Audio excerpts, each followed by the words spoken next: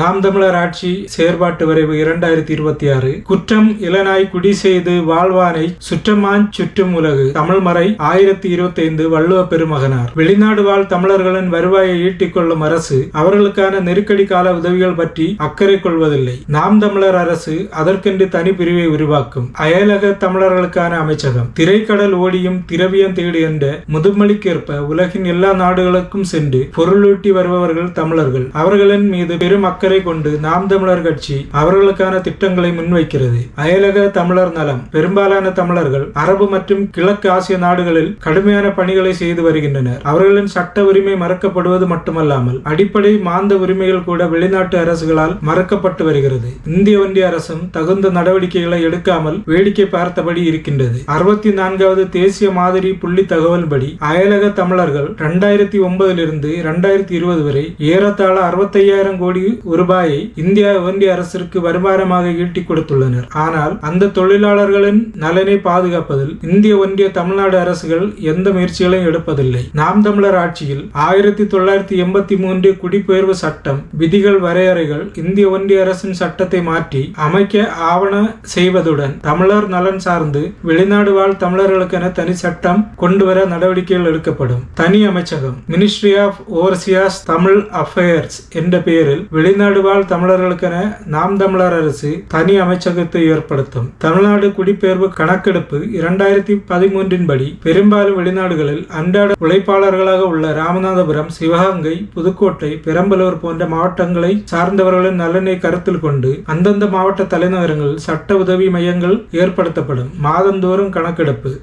தமிழகத்திற்கு பல ஆயிரம் கோடிகளை வருவாயாக கொடுத்து கொண்டிருக்கும் வெளிநாடு வாழ் தமிழர்கள் பற்றிய புள்ளி தகவல்கள் இதுவரையான அரசுகள் வைத்துக் கொள்ளாமல் இருப்பது வேதனையான ஒன்று. நாம் தமிழர் அரசு மாவட்டந்தோறும் மாவட்ட ஆட்சியரின் நேரடி கண்காணிப்பில் தனிப்பிரிவை ஏற்படுத்தும். இந்த தனிப்பிரிவு அந்தந்த மாவட்டங்களில் இருந்து வெளிநாடு சென்று வேலை பார்ப்போரின் தொடர்பு எண், வேலை செய்யும் நாடு, அவர்களுடைய சிக்கல்கள் உள்ளிட்ட அனைத்து தகவல்களையும் திரட்டி பதிவு செய்து பேணி காத்து வைத்திருக்கும். மாதம் ஒரு முறை அவர்களை மாவட்ட நிர்வாகம் தொடர்பு கொண்டு அவர்களின் நிலையை வினாவி பதிவு செய்யும். மாவட்டம் முழுவதும் திரட்டப்படும் தகவல்களை மாநில தலைமையகத்திற்கு அனுப்பி வைக்க வேண்டும். மாநில தலைமை இந்திய ஒன்றிய அரசின் வெளியுறவுத்துறையை தொடர்பு கொண்டு தகுந்த நடவடிக்கைகளை எடுக்கும். நெருக்கடி கால அழைப்பு மையம். வெளிநாடு வாழ் தமிழர்களின் வருவாயை ஈட்டிக் கொள்ளும் அரசு அவர்களுக்கான நெருக்கடி கால உதவிகள் பற்றி அக்கறை கொள்வதில்லை. நமது அரசு அதற்கென்று தனிப்பிரிவை உருவாக்கும். 24 மணி நேரமும் இயங்கும் இந்த நெருக்கடி கால உதவி மையம் உலகின் எந்த மூலையில் இருந்தும் தொடர்பு கொள்ளும் தமிழர்களின் நெருக்கடி கால குரலுக்கு வேண்டிய நடவடிக்கையை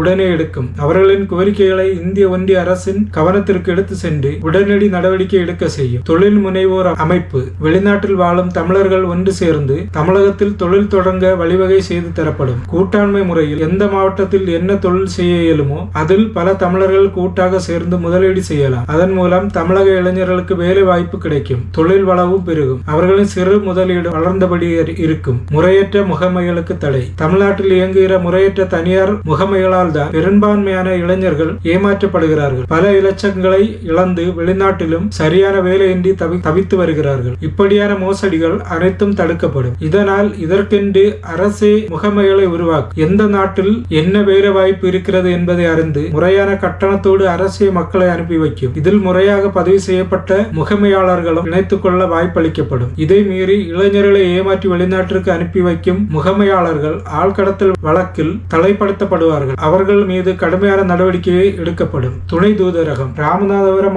மாவட்டத்தை தலைமையாக கொண்டு அரேபியா மற்றும் கிழக்காசிய நாடுகளின் சிறப்பு துணை தூதரகத்தை ஒன்றிய அரசின் உதவியோடு அமைக்க நடவடிக்கை எடுக்கப்படும். தமிழர்கள் பெரும்பாலும் வாழுகின்ற வெளிநாடுகளில் உள்ள பன்னாட்டு வானூர்தி நிலையங்களில் குடிபெயர்வு குறித்த ஐயங்கள், சட்ட திட்டங்களை தெரிந்து கொள்வதற்கு முறையீடு மற்றும் உதவிக்கென்றும் சேவை மையம் ஒன்று ஏற்படுத்தப்படும். தனி வைப்பகம். வெளிநாடுகளில் வாழ்கிற தொழிலாளர்கள் தங்களின் ஊதியங்களை தனியார் முகமை மூலமாக அனுப்பி ஏமாறாமல் இருப்பதற்கு சட்டத்திற்குட்பட்டு வெளிநாடுகளில் வாழும் தமிழர்களுக்கென தனி வைப்பகம் ஏற்படுத்தப்படும். அந்த வைப்பகம் பண பரிமாற்றத்தை மட்டும் செய்யாமல் அவர்களுக்கு கடன் உதவி, சேமிப்பு என பிற வைப்பகங்கள் செய்கின்ற சேவைகளையும் செய்து கொடுக்கும். வாக்குரிமை. வெளிநாடுகளில் வாழுகின்ற தமிழர்களுக்கு அவர்கள் வாழும் நாடுகளில் இருந்து வாக்களிக்கும் வசதியை ஏற்படுத்தி தர நாம் தமிழர் அரசு இந்திய ஒன்றிய அரசின் வழியே நடவடிக்கை எடுக்கும். வெளிநாடு வாழ் மீனவர் நலன். பன்னாட்டு கடற்படையின் ஒப்பந்த அடிப்படையில் மீன்பிடி மீன்பிடிக்க செல்லும் மீனவர்கள் பற்றிய தகவல்கள் அனைத்தும் முறையாக பதிவு செய்யப்படும். எத்தனை மீனவர்கள் எந்தெந்த நாட்டில் வேலை செய்கிறார்கள், அவர்களுக்கான சிக்கல்கள் என்ன